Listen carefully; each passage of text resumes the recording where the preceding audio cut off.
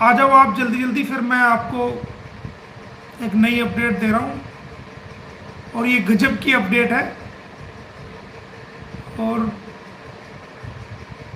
सभी को पता लग जाए। नमस्ते मोनिका विक्रम जी श्रीवास्तव, नमस्ते बहन जी।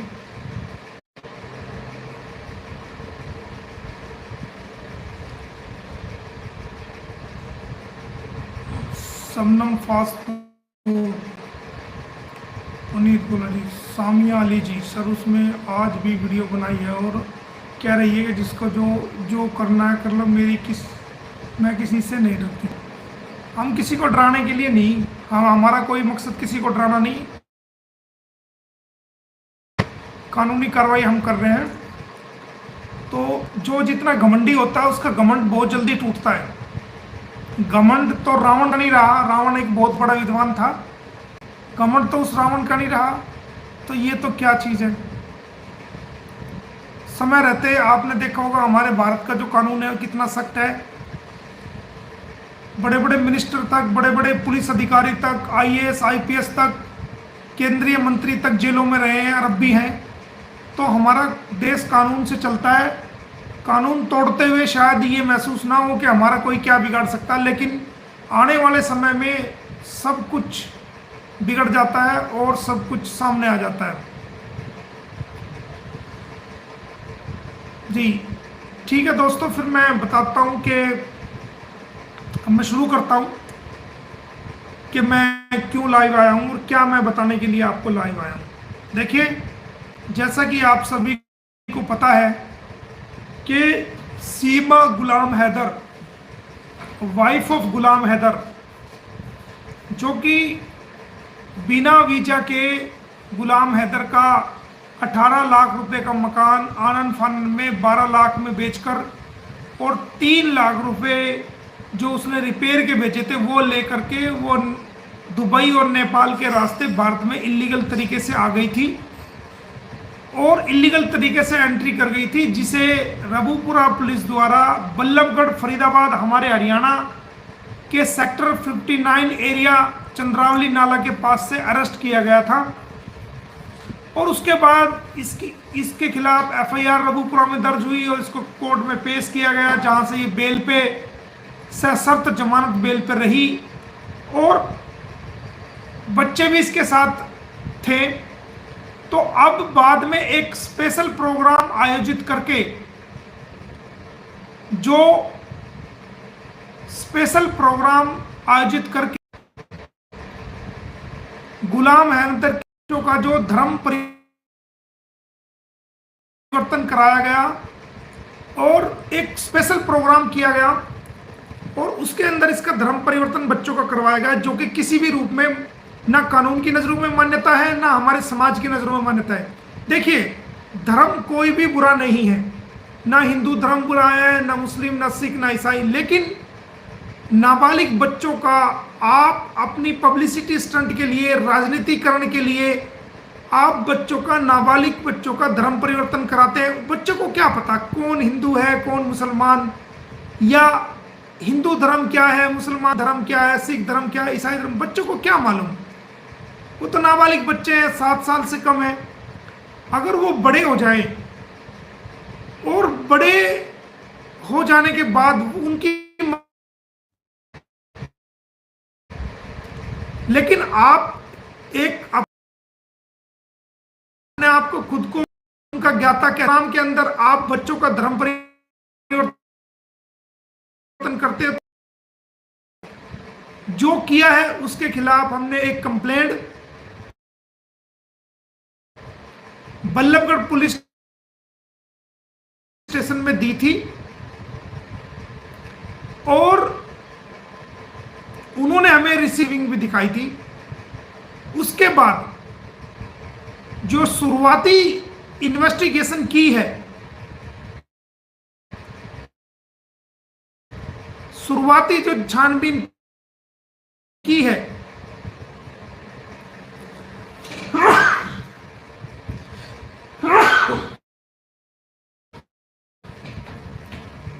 उसके बाद मैंने जो एसीपी बल्लभगढ़ है जो डीसीपी बल्लभगढ़ है और जो कमिश्नर ऑफ पुलिस है उनको भी मैंने मेल किया था, और एसएचओ को कल दोबारा मैंने रिमाइंड किया, और कमिश्नर ऑफ पुलिस को दोबारा रिमाइंड किया, और डीसीपी साहब को दोबारा रिमाइंड किया। और उसके अंदर मैंने लिखा कि अगर आप कोई कानूनी एक्शन मेरी कंप्लेंट पे नहीं लेते हैं तो आप मेरे इस मेल को लीगल नोटिस भी समझे, और अगर आपने इसके ऊपर कोई कार्रवाई कानूनी ना की तो फिर मैं कोर्ट के जरिए से भी कानूनी कार्रवाई को करूंगा, और उसके स्वयं आप जिम्मेदार रहेंगे। तो अब मेरे पास एसएचओ बल्लभगढ़, जिस क्षेत्र से ये सीमा हैदर को पकड़ा गया था, सचिन मीना को पकड़ा गया था, और नेत्रपाल को भी शायद वहीं से पकड़ा था, और जो उसके बच्चों को जो रिकवरी किया गया था, वहां से मुझे पुलिस स्टेशन से एक मेल मिला है, और उन्होंने मुझे कहा है कि आप कृपया पुलिस स्टेशन में आकर अपनी आगे की कार्रवाई को अंजाम दीजिए। ये मेरे को मेल मिला है जो मैं आपको दिखा देता हूँ। और उसके अंदर मुझे पुलिस स्टेशन बल्लभगढ़ में बुलाया गया है ताकि किसी बयान देने की जरूरत पड़े तो मैं उस पर बयान दर्ज करा सकूं, या कोई और अन्य कार्रवाई करने की जरूरत पड़ती है तो मैं उस कार्रवाई को आगे ले जा सकूं। तो ये आपके सामने है, मुझे जो मेल आया है ये आप देख सकते हैं। ये मेल, इसमें चूंकि लाइट आ जाती है तो शायद दिखता नहीं है, ये आप देखेंगे इसके अंदर ये ऊपर सबसे ऊपर मेल में मुझे बुलाया गया है। इसके अंदर कहा गया है कि आप प्लीज आप थाने में आइए और हमसे संपर्क कीजिए। ये इसके अंदर आप देख सकते हैं। तो अब ये दरखास्त जो हमने दी थी, वो दरखास्त हमने सीमा हैदर के खिलाफ, सचिन मीना के खिलाफ, नेत्रपाल के खिलाफ और डॉक्टर एपी सिंह के खिलाफ दरखास्त हमने दी थी एफआईआर दर्ज करने के लिए, क्योंकि डॉक्टर एपी सिंह ने इन पाकिस्तानी 4 मुस्लिम बच्चों का धर्म चेंज किया है। एक वकील होते हुए, कानून की जानकारी रखते हुए, गैर कानूनी ढंग से, बिना उनके बायोलॉजिकल फादर गुलाम हैदर की मंजूरी के बिना, उनकी सहमति के बिना इन 4 बच्चों का जो धर्म परिवर्तन किया है, कानूनन गलत है, और उसमें इनको 5 साल से 10 साल तक की कैद हो सकती है, और 15,000 से 50,000 रुपये जुर्माना, और 5,000 रुपये से 50,000 रुपये से 1.5 लाख रुपए तक का जुर्माना भी इन पे हो सकता है, और 10 साल की कैद भी इनको हो सकती है। तो हम कोशिश कर रहे हैं कि इनके खिलाफ ये एफआईआर दर्ज हो, इनको अरेस्ट किया जाए, और इनके चंगुल से, इनकी कस्टडी से उन बच्चों को लिया जाए, और उन बच्चों को बाकायदा CWC जो चाइल्ड वेलफेयर कमेटी है वो अपने सुपरविजन में रखे, अपनी देखरेख में रखे, जब तक गुलाम हैदर भारत नहीं आ जाता, और फिर गुलाम हैदर को उसके बच्चों को सौंप दिया जाए, और ये सीमा हैदर और इनको जेल में रखा जाए। तो ये हमारी कोशिश है। पुलिस स्टेशन बल्लभगढ़ ने हमें बुलाया है, और वो हमने जो एप्लीकेशन कंप्लेंट दी थी उस पर शायद वो कुछ जानकारी लेना चाह रहे हों, या फिर उस पर फर्दर कोई इन्वेस्टिगेशन से संबंधित कोई जो उनकी समझ में ना आ रहा हो वो समझने की कोशिश कर रहे हों, या फिर कोई बयान दर्ज कराना चाह रहे हों।